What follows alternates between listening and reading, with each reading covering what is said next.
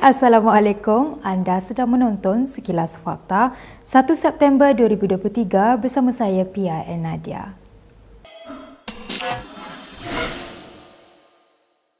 Timbalan Presiden Muda Amira Aisyah Abdul Aziz mengheret ROS ke mahkamah berhubung dakwaan dirinya disenarai hitam oleh pihak berkuasa tersebut. Menerusi cabaran yang difailkan di mahkamah, Adun Puteri Wangsi itu berhujah senarai hitam itu akan menghalangnya memegang sebarang jawatan dalam parti muda termasuk NGO yang memperkasa wanita. Dalam salinan afidavit sokongan terhadap semakan kehakimannya bertarikh 13 Julai, Amira mendakwa hanya mendapat tahu dirinya telah disenarai hitamkan melalui hantaran email daripada ROS bertarikh 18 April. Aktivis politik itu mendakwa pihak berkuasa telah memaklumkan penolakan terhadap permohonannya dan beberapa aktivis lain untuk mendaftarkan NGO bernama Persatuan Impak Wanita Malaysia kerana namanya telah disenarai hitam. Aktivis politik itu juga berkata semakan lanjut menggunakan nombor MyCard di portal web rasmi ROS menunjukkan senarai hitam terhadapnya daripada memegang sebarang jawatan dalam mana-mana persatuan. Menurut Amira, senarai hitam itu melanggar hak asasinya untuk menubuhkan persatuan berdasarkan Perkara 10-1-C Perlembagaan Persekutuan. Amira menegaskan keputusan senarai hitam itu juga tidak munasabah dan berdasarkan pertimbangan yang tidak relevan serta tiada peruntukan yang memberi kuasa kepada ROS untuk menyenarai hitam mana-mana individu untuk selama-lamanya. Ketika dihubungi Malaysia Kini, Peguam Lim Wee Jed yang mewakili Amira mengesahkan Mahkamah Sivil pada 17 Ogos memberikan kebenaran untuknya memulakan semakan kehakiman. PAS yakin UMNO akan bersama mereka dan bersatu apabila Ahmad Zahid Hamidi tidak lagi menjadi Presiden Parti Melayu terbesar tersebut. Ahli Majlis Syura Ulama PAS Mahfuz Mohamad berkata, dengan bersatunya tiga parti Melayu terbesar itu nanti, ia dapat merealisasikan hasrat untuk terus menguasai kepimpinan negara. Saya yakin dan percaya apabila Wak Zahid tak jadi Presiden UMNO lagi nanti, saya yakin dan percaya tiga-tiga parti besar Melayu iaitulah UMNO bersatu dan PAS bersatu, maka insya-Allah kita akan lebih kuat dan kukuh untuk terus dapat memimpin menguasai negara Malaysia yang jarang tercinta ini, tuan-tuan. Mengulas lanjut, Mahfuz berkata PAS bersatu dan UMNO juga wajib bersatu padu bagi mendapatkan kemenangan besar dalam politik. Untuk supaya calon-calon daripada PN ini akan mendapat kemenangan yang lebih selesa di peringkat pusat ke peringkat negeri, maka hendaklah kita bersatu padu, terutamanya dalam bidang politik ini. Maka tiga parti Melayu yang terbesar wajib bersatu padu. Kerana dengan ketiga-tiga parti besar Melayu Islam, iaitulah UMNO, Bersatu dan PAS, insya-Allah tiga-tiga parti akan mendapat kemenangan besar. Mahfuz berkata ketika ini gabungan PAS dan Bersatu sudah berjaya menguasai 74 kerusi parlimen dan dengan penyertaan UMNO kelak pasti ia akan menjadi lebih kuat. Begitulah juga hasil daripada bersatu dua parti besar ini, maka dalam pilihan raya PRN 6 negeri pun kita sapu bersih di Terengganu 32-0, di Kelantan 43-2 dan di Kedah 36-33, tuan-tuan. Dan di Selangor pun hampir-hampir kita dapat merampas. Saya bersangka daripada satu kursi pada hari yang lepas, tiba-tiba pada kali ini PN boleh dapat sampai 22 kursi. Sehingga menghilangkan 2/3 kerajaan Selangor yang ada pada hari ini, tuan-tuan. Dan begitulah juga negeri-negeri selatan, Negeri Sembilan, Melaka, Johor. Pun dah sampai gelombang daripada utara pantai timur dah sampai ke Negeri Sembilan. Daripada 0 dapat 5. Baik, kita ke berita seterusnya. Ahli MKT UMNO tampil membidas Menteri Besar Kedah Muhammad Sanusi Maknor dengan melabelkan PAS sebagai ugly kingmaker. Muhammad Puan Zarkashi berkata demikian selepas Sanusi yang juga pengarah pilihan raya PAS mendakwa parti itu adalah kingmaker yang akan menentukan hayat politik Presiden UMNO Ahmad Zahid Hamidi. Dalam satu hantaran di Facebook, Puan menegaskan PAS boleh menukar fatwa untuk menghalalkan tindakan politiknya dan meninggalkan sesiapa sahaja yang parti itu mahu. Mengulas lanjut, Puan berkata PAS sanggup melabel siapa sahaja sebagai anti-Islam untuk menjadi kingmaker. Adun Renjit itu mendakwa PAS kini menjadi angkuh kerana sudah menjadi kingmaker kepada Muhyiddin Yassin dan Bersatu. Sebelum ini, Sanusi dilaporkan berkata hanya PAS yang boleh menyelamatkan kerjaya politik Zahid jika pengerusi BN itu bekerjasama dengan parti tersebut. Semua tu dia perlu kepada satu muafakat, bincang bagi halus, bagi elok-elok kan. Saya rasa kalau tidak melibatkan PAS secara serius, dia tidak akan ke mana-mana. Dia semua gerakan politik di Malaysia ini pada hari ini, dia mesti melibatkan PAS. Kingmaker. Ya, kingmaker. Berarti nak kena melibatkan PAS. Kalau Zahid nak buat apa-apa pun, kalau tidak melibatkan PAS, tidak akan berjaya menyambung hayat politik dia. Dia sedang nazak tu.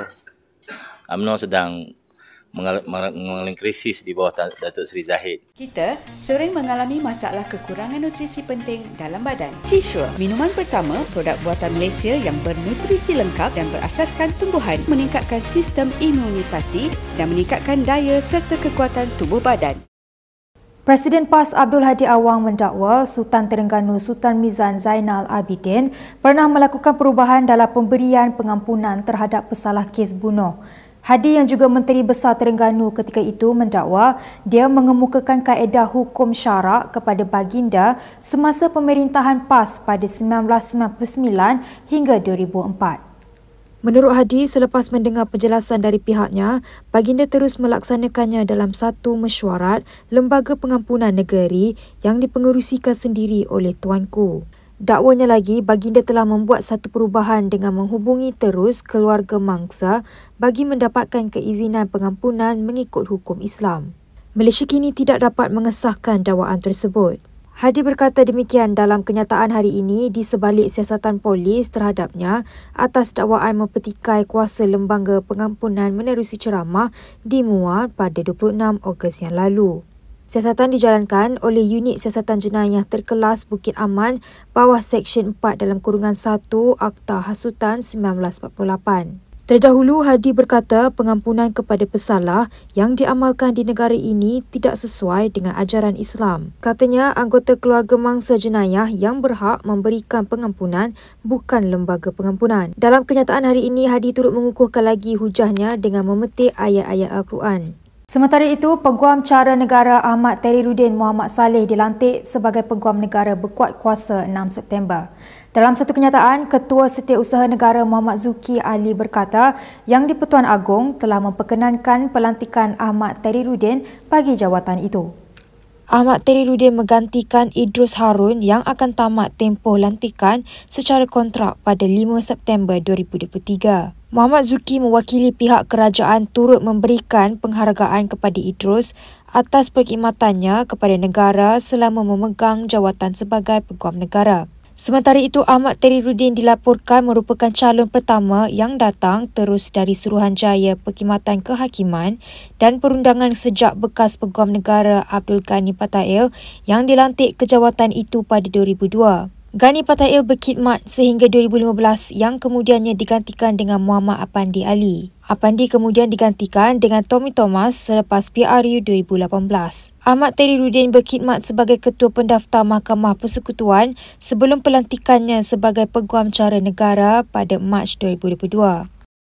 Dalam pada itu, sekumpulan penyokong kerajaan berhimpun di Masjid Negara menyatakan sokongan pelaksanaan modul penghayatan hadis 40 Imam Nawawi di peringkat sekolah.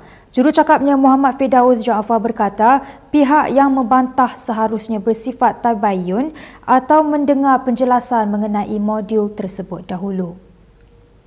Takbir! Allahu Akbar! Takbir! Allahu Akbar! Takbir! Allahu Akbar!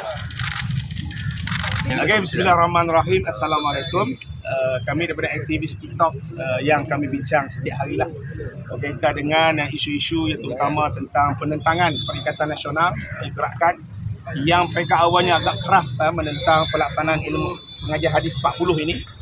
Ini agak tebal lah. Okay. Sebenarnya pada kami pertama kesilapan mereka tak tabayun, mereka tak dengar betul-betul, kemudian sehingga mereka nak bawa kes ke mahkamah. Jadi pada kami sebagai golongan aktivis TikTok yang setiap hari kami live, jadi sewajarnya pada hari Jumaat ini kami nak ajak semua orang dan untuk ingatkan diri kita masing-masing bahawasanya jangan cubalah mengganggu gugat kedudukan ketinggian agama Islam ini, dan kami turut tertarik untuk adakan himpunan secara aman tentang ini supaya masyarakat di luar sana dan seluruh manusia warga negara faham tanggungjawab kerajaan yang sedang membina negara ini.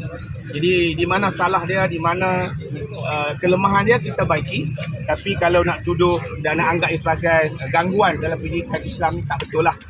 Kita semua, ayah-ayah kita, abang-abang kita di Masjid Surah lama dah belajar haji 40 ni. Cuma hari ni nak masuk peringkat sekolah. Itu pun kita semua sekolah SMKA 261 buah, SABK 228 buah. Itu je. Tapi walaupun mereka agak geda, tapi kita ingatkan mereka jangan cuba-cuba. Melainkan kamu mesti tabayun. Dengar betul-betul apa tujuan dia, siapa sasaran dia, apa matlamat dia. Ini tak ada benda, umum saja ada bertindak, dan sebenarnya saya difahamkan masyarakat ini merupakan masyarakat kabinet yang berbagai, di situ ada berbagai kaum, berbagai bangsa, boleh pertikaian, boleh bincang dalam masyarakat kabinet. Tapi dari umum tentulah sesuatu yang telah dimuktamadkan oleh kerajaan perbanan. Okey, terima kasih semua. KPM sebelum ini menyatakan rancangan pelaksanaan modul tersebut di 61 sekolah menengah kebangsaan agama dan 228 sekolah agama bantuan kerajaan seluruh negara. Ia menimbulkan bantahan banyak pihak termasuk ahli politik dan Majlis Perundingan Agama Buddha, Kristian, Hindu, Sikh dan Taoism Malaysia yang menyatakan kebimbangan mendalam terhadap kemungkinan pelajar bukan Islam perlu mempelajari modul itu juga. Presiden Gerakan Dominic Lau dalam kenyataan pada 24 Ogos lalu mempersoalkan langkah kerajaan untuk memperkenalkan modul tersebut di sekolah kerajaan. Menurutnya, ia bukan sahaja melanggar perlembagaan dan prinsip negara, malah mengancam keharmonian budaya dan agama pelbagai di Malaysia. Namun tidak lama selepas itu, Gerakan Akur dan Tampil menyatakan sokongan tetapi menegaskan program itu sama sekali tidak boleh melibatkan pelajar bukan Islam. Dalam perkembangan lain, jangka hayat Parti UMNO akan terkubur seandainya PH dan PN bergabung untuk membentuk kerajaan.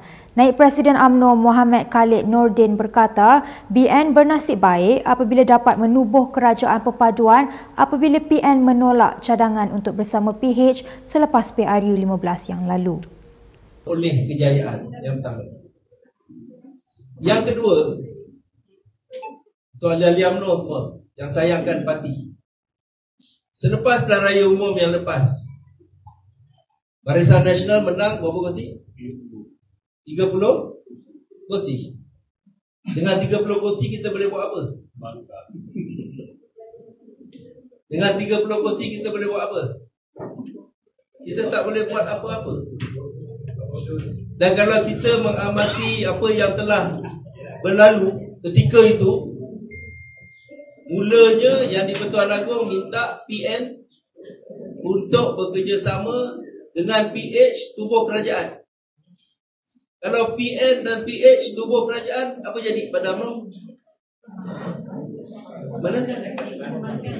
Apa tu? Almarhum. Mungkin dah lahir 16 pun susah. Kan? Ya. Tapi semua sayang UMNO tak? Ya. Maknanya Kalau katalah PN dan PH pada ketika itu bersetuju untuk bersama tubuh kerajaan, almarhumlah UMNO. Kan? Saya pinjam. Tak ke mana? Nasib baik PN tu tak nak. Bila PN tak nak, yang di-Pertuan Agong titah kepada PH.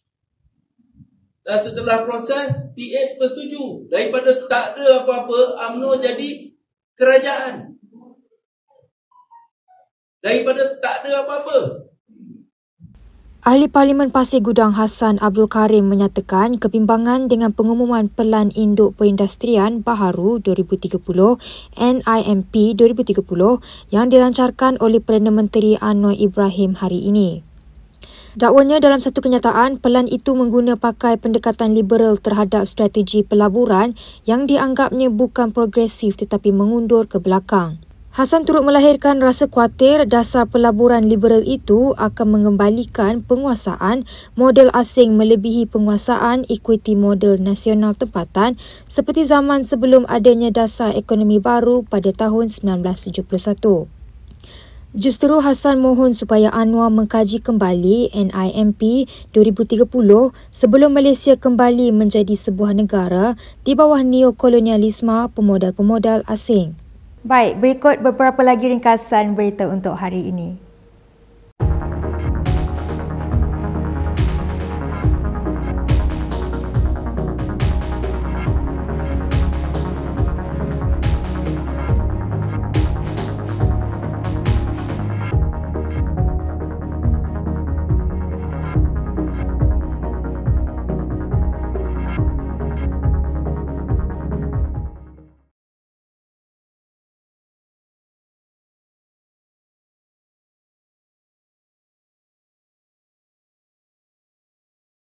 Sekian sahaja daripada saya, Pia Nadia, untuk Sekilas Fakta. Untuk lebih banyak berita, anda boleh melayari kinitv.com. Anda juga boleh mengikuti kami di Instagram, Twitter, YouTube dan Facebook. Salam hormat dan jumpa lagi.